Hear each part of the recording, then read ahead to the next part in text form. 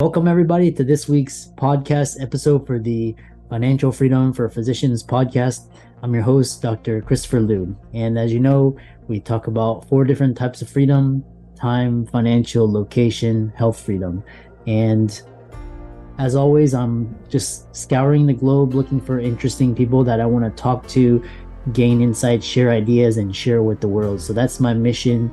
Hopefully, physicians, lawyers, dentists can take gleams and, apply it in their own lives. So today we have Franco Lofranco, and he's actually transforming healthcare one entrepreneur at a time. So we're going to be talking all about the healthcare industry, the modern entrepreneur, leadership skills, and we'll go from there. So Franco, welcome. Dr. Lil, I'm excited to be on here. And this may be the first time you get all four freedoms going to be addressed all at the same time. It's going to be awesome. Yeah, it's going to be great. Like I said, I'm always interested in just talking to people. I'm very curious, see what makes them successful. And hopefully I can share that with people. And tell us about your journey and how you got started. Sure. I grew up in Canada. I now live in Arizona, in Scottsdale, Arizona. My parents came from Italy when they were young. And my father taught me since I was like maybe 3 or 4 years old. He said to me, an old Italian accent, Franco, always own your own business. I said, okay. So I got out of school at 22, started my first company. The only problem was my father forgot to mention how hard it is to own your own business. I don't know about you. I lost all my hair from all the stress of having companies. I grew one company to 300 employees in the tech space. Built a lot of different kind of companies, from soccer schools to kids and things like that. And one thing you learn from building companies are which companies you should get into and which ones you shouldn't, right? And quickly I learned, okay, residual income businesses are the best, and the ones that always need you are the worst. Avoid those, right? The ones that are always dependent upon you, the ones that if you're not there, you don't make any money. So I learned how to get into the residual income world and understanding a little bit about tech and internet space. I built one of the first high-speed internet companies in Canada. When I first got started in business, I quickly realized anything with a recurring bill is good. And then it's always the best. And then I came across, one of my best friends called me. He and I were in real estate together, doing business ventures together. And he said to me, Franco, I found it, time and money together. I'm like, what is that? And he came across a direct sales company that specialized in services, gas, electricity, internet, cell phone, things like that, all recurring residual. And you can build the business around the world. You can get paid on people's bills in 27 countries around the world. And this company had created a platform where we can do two things: acquire customers, like imagine getting a cell phone customer in Australia and get paid here in the US, or get an internet customer in Spain, or a cell phone company in Mexico. And it became very lucrative. It was really great. And so I got started with that and built a team of affiliates of tens of thousands. We've acquired hundreds of thousands of customers over the years, paying bills. But healthcare is always the holy grail of getting into. And it's the hardest industry to get into, but incredibly lucrative. So the company was always looking at, how do we get into healthcare? So they tried years ago before Obama came into office. Then Obamacare came out and turned everything upside down. So they delayed finding a proper approach, because getting into healthcare is not easy. And so a couple of years ago, a couple of gentlemen that built one of the largest healthcare companies in the US retired, and one of the largest tech companies in the world hired them. So, hey, can you please help us with our healthcare costs? It's out of control. They were like wasting so much money every day. So they went in there and built one of the most efficient healthcare back-end systems of any company in the world. Well, the guys that started our partner found out about it and asked them, have you ever built a company from the ground up? Pure tech. Can you make us the Uber of healthcare? Can you make us the Airbnb of healthcare? I said, sure. And off they went with specific algorithms, all high tech, all technology in the health sharing space, meaning we can provide what health insurance does, but with better coverage and way better pricing. And it got launched, and it's been incredible. The results have been absolutely astounding. What we're able to provide customers, an average savings of 50 to 70% on their monthly healthcare costs. The industry has seen nothing like it. I dare people to find better prescription drug pricing that we can provide. But more importantly, in addition to providing a great service, we can get paid on it.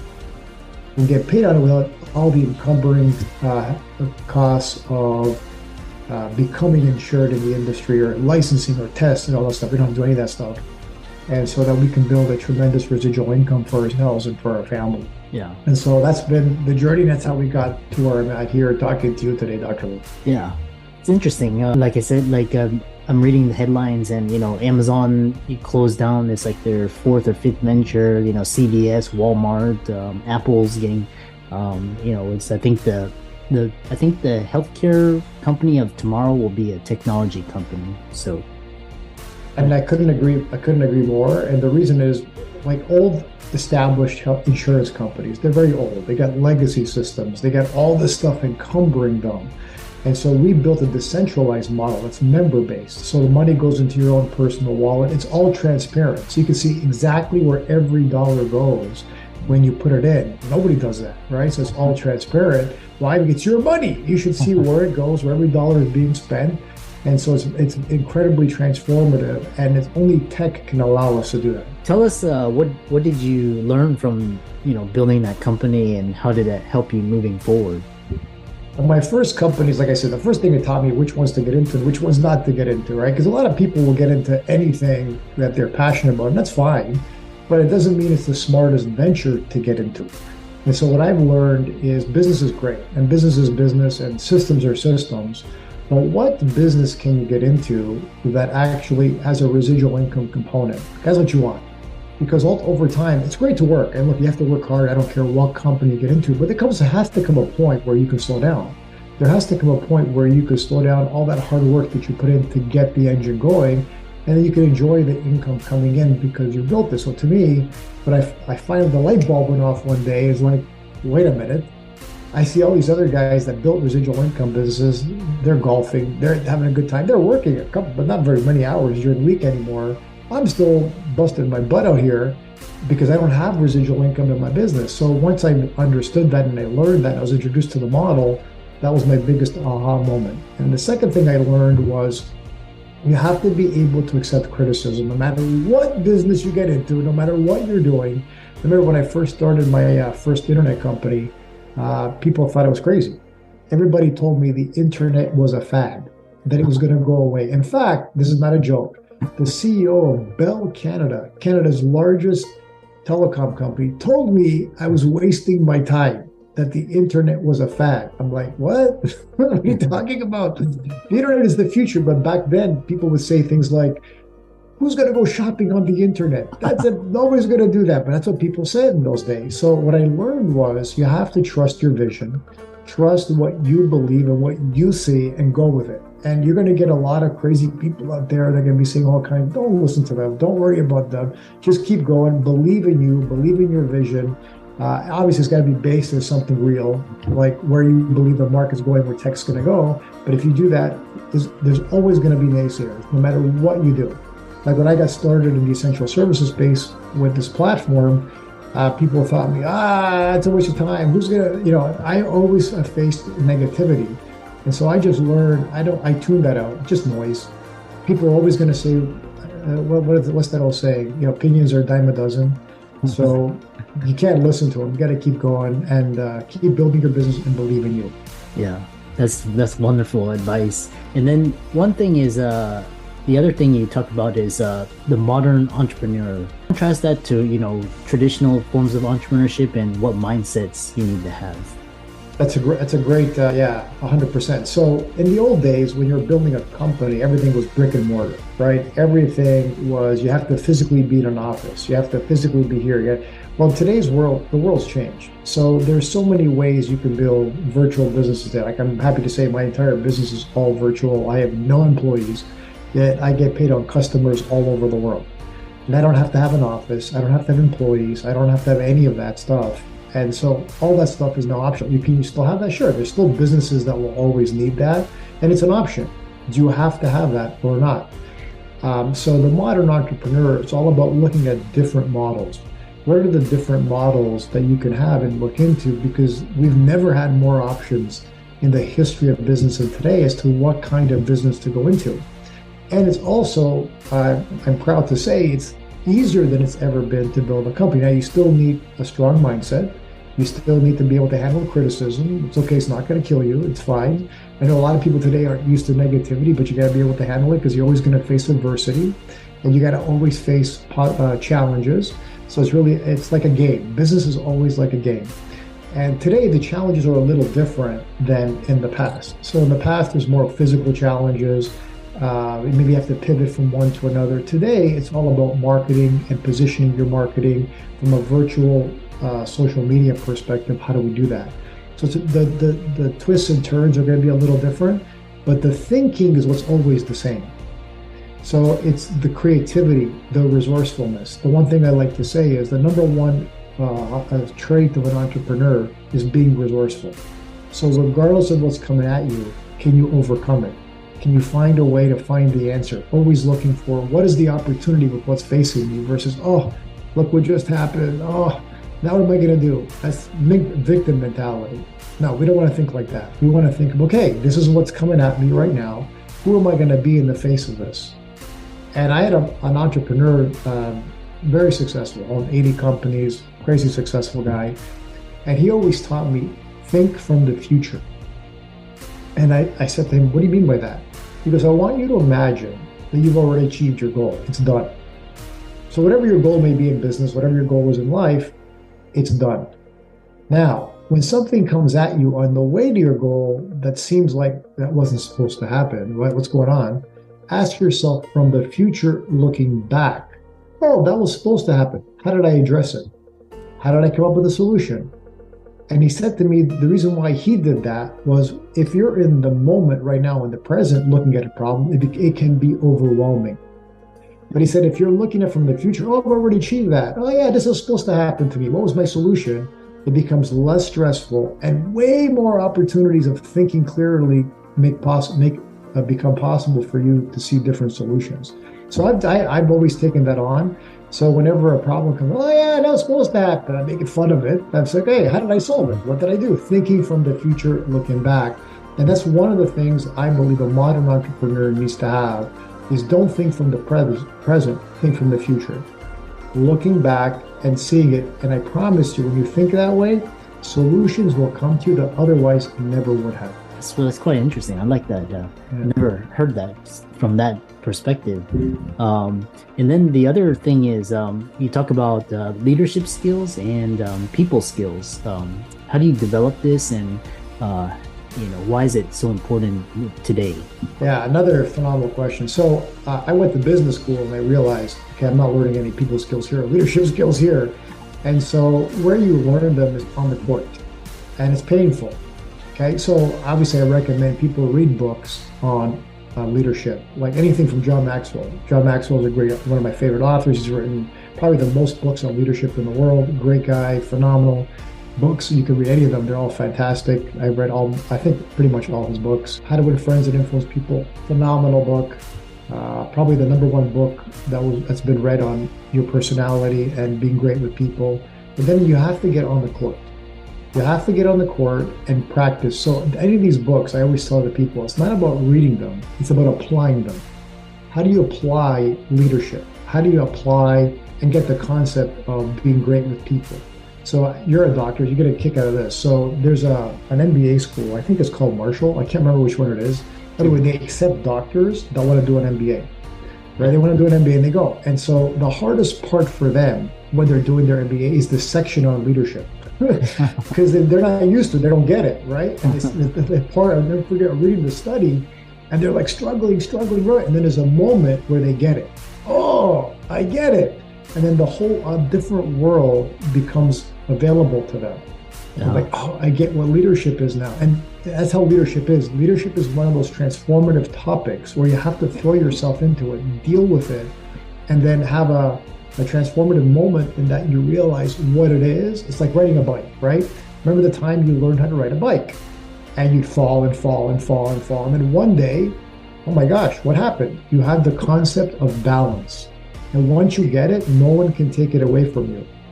Meaning you could not ride a bike for 10 years and you still got it. You still know exactly how to do it. It's all great. Well, leadership and learning leadership is the same way. Once you get it and understand what it is, once you understand that it's all about leading by example, being a force of nature that's unstoppable, that no matter what you say will happen, and leading people into battle is a privilege and an honor. Once you get those basic concepts of leadership and you start to be that and live that, no one can take that away from you. It's your concept for life. And that's truly what's needed if you're going to build any kind of company. Nobody wants I call it, you could be a follower in business, but you won't make it. You're going to have to be a leader. It's like playing pool with a rope. You can't play pool with a rope. You got to play pool with a stick, right? And that's what leadership is all about, leading by example. You look at the greatest leaders in the history of the world. They've all been leaders by example. And so you have to get on the court and do that. And you're going to make mistakes, and that's okay. People will get mad at you. That's okay. You will screw up. That's okay. It's all part of the learning process. I love this conversation, and all these are gems of wisdom. What would you say to the audience? Today's world, we have a lot of insecurity, economic insecurity. You've seen a lot, you've been through a lot, you've accomplished a lot. So what advice or wisdom do you have to those aspiring entrepreneurs or people coming out of college looking for direction? What advice would you have for them? You have to be clear. I always tell people this, and I'll give you an example by this. I thought I wanted to be a lawyer until I saw what a lawyer did every day, right? So whatever you want to do, understand what it is that you have to do every single day. Like, I'm sure being a doctor, you must love what you do every day, otherwise you wouldn't stay being a doctor, right? So you have to be clear, okay, what do I do every day if this is what I want to do? And then look at that, okay? And study it, understand it. What do I want to, if this is for me, great, but what would I do every day? So people get enamored by the idea of something and not by the reality of what it is.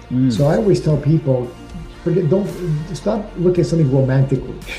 Look at it for really what it is, right? And what you would have to do. I fell in love with my business because I get to help people make money, help people achieve financial independence while giving it to myself at the same time. And the everyday actions that would take, and coaching people and supporting people, helping people. I fell in love with that. So I fell in love with that lifestyle. I fell in love with what it would entail every day to do that. So I tell people the same thing, regardless of what you want to do, regardless of what endeavor you want to go into, just be clear of what it is every day you would do. And if that's what you want to do, great, go for it. If it's not, don't even think about it. Find something else and trust your gut. Trust your instinct, trust your gut. Your gut is very powerful. I know in medicine, there's a whole way you can look at your gut. It's like a second brain, right? Yeah. And it is. So trust it because it knows what's right for you. Yeah, it's very, the media sensationalizes a lot of these professions, and I've seen a lot of my colleagues not really know what they're getting themselves into, and it ends up, really in disaster. So, and then, Yeah, like follow somebody around. Like if there's something, like if this is like particular, okay, go see what they do every day. Okay, do I want to do that? And if it is, great. Then you made the right decision. You can close your eyes and get to work, and it's going to take hours of practicing and mastering something and studying, which is great. But make sure it's clearly what you want. The last thing you want to do is get into something and 2-3 years down the road, you're saying, oh, what did I just do that for? That was a waste of 2 or 3 years. Why? What's the one thing we can't get back is our time. So be clear what you want to do. Yeah.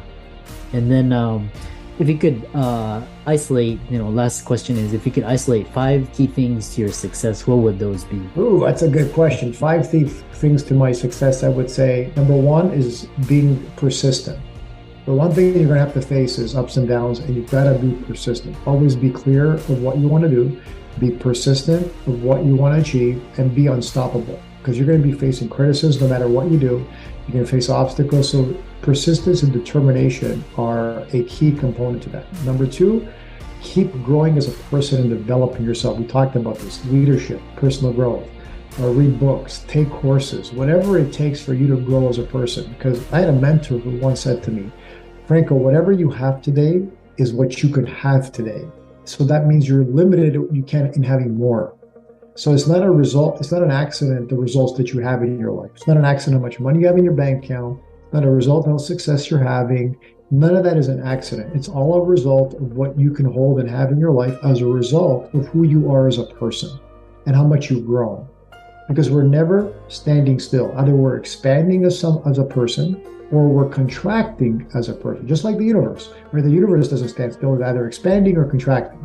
And so same thing, Now he says, and he said to me something really powerful. He said, always try to be overwhelmed. And what do you mean by overwhelmed? He goes, when you're overwhelmed, you can grow and expand.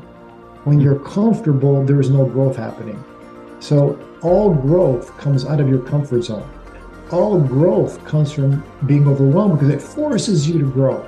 So he said, put yourself in a state of chaos if you can and overwhelm, and that will have you grow. I'm like, okay, grow. Third thing is always to be able to have success, you have to always create a powerful environment.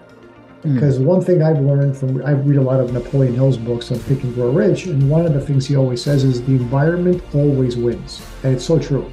So if you put yourself in a victim-y, negative environment, you're going to become a negative victim-y person and get negative victim-y results. So always surround yourself with incredible people. Like, what's that old rule? Your income is the average of the 5 people you hang around with the most. It's so true. And so you always want to be elevating the quality of people that you're hanging out with, because they will determine how you live your life, how you be in life, the money that you make, all of that, because you start absorbing that environment. So the environment you live in is absolutely key. And then you always want to also make sure that for success that you're clear about goals. So what are your goals that you want to achieve? Where do you want to get to? And don't be afraid to be specific. See, a lot of people get afraid to be specific. Why? They don't want to hold themselves accountable to results. But I always say, if you want extraordinary achievements, you got to have goals that you are clear and specific that you want to go after and know how to make them happen. And then you're the X factor in that, because the more personal growth development you go through, you're able to do that. Yeah. And I would say last but not least, a fifth key ingredient to success is understanding that you have to have, it's going to sound funny, your calendar must be your Bible. So what do I mean by that? So I had a friend of, one of my companies, on the board of my company was a premier of a province, which is kind of like the governor in the US. And he was kind enough to come on my board. And he was also on the board of General Motors in Canada and at one of the major banks. So very accomplished gentleman. And he was famous because he was able to attract companies to his region of the country. He was very successful at that. So one day I call him for an appointment. And he goes, oh, you have to talk to my assistant. I'm like, oh, I'm calling you. I go, no, my assistant manages my calendar. Fine. So I go, this guy's on my board. I have to call his assistant now. Fine, I'll call the assistant. So I called the assistant. And she goes, oh yeah, great. And I said, let me ask you a question. Why does he make me call you? He goes, well, he knows what I want. We set the goal, we set the agenda for what he wants to accomplish, and I'm the gatekeeper. I'm like, oh, interesting.